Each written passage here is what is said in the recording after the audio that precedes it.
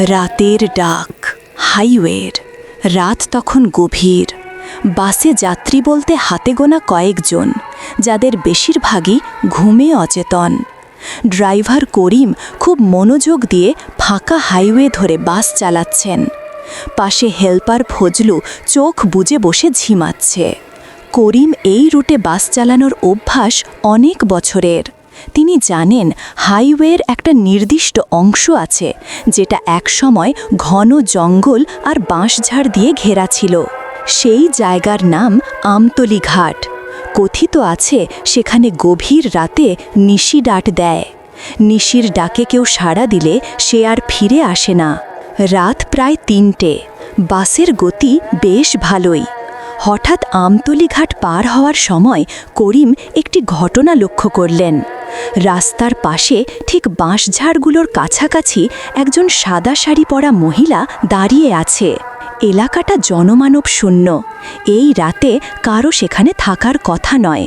মহিলাটি হাত তুলে বাসের থামার জন্য ইশারা করল। করিম একটু দ্বিধায় পড়লেন। এই অঞ্চলে এত রাতে সাধারণত কেউ যাত্রী হয় না, কিন্তু যাত্রীকে এভাবে ফেলে যাওয়াও ঠিক না।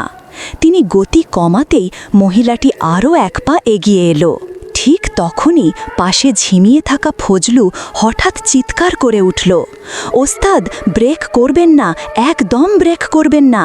করিম ভয় পেয়ে দ্রুত ব্রেক কষলেন না, বরং মহিলাটির দিকে চোখ রেখে বাসের গতি বাড়িয়ে দিলেন। মহিলাটি হাত নেড়ে এবার করুণ সুরে ডাক দিল, ওরে ওরে আমার আপনজন, আমাকে রেখে যাস না, আমারে উঠায়ে নিয়ে যা।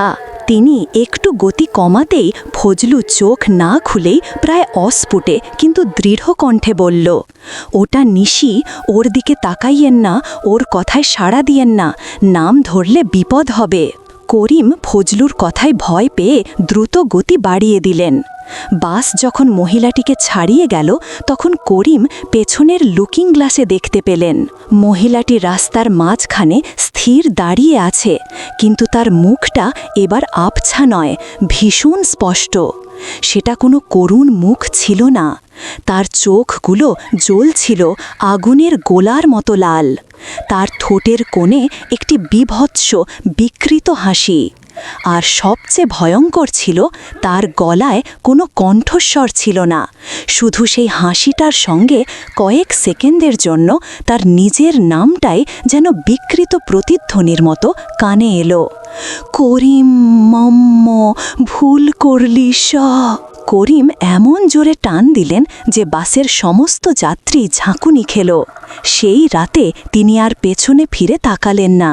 পরদিন সকালে গন্তব্যে পৌঁছে ফজলু জানালো, মহিলাটি যখন প্রথমবার ডাকছিল তখন তার কণ্ঠস্বর ছিল করুণ, কিন্তু যখন দ্বিতীয়বার তার নাম ধরে ডাকতে যাচ্ছিল ফজলু নাকি মহিলাটিকে দেখতে পেয়েছিল।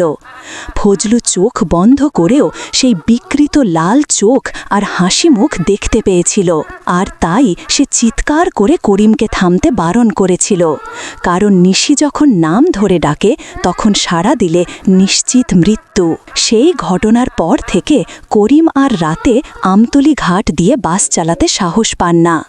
কিন্তু আজও মাঝরাতে বাস চালাতে গিয়ে তার কানে মাঝে মাঝে সেই করুণ আহ্বান ভেসে আসে, ওরে ওরে আমার আপনজন।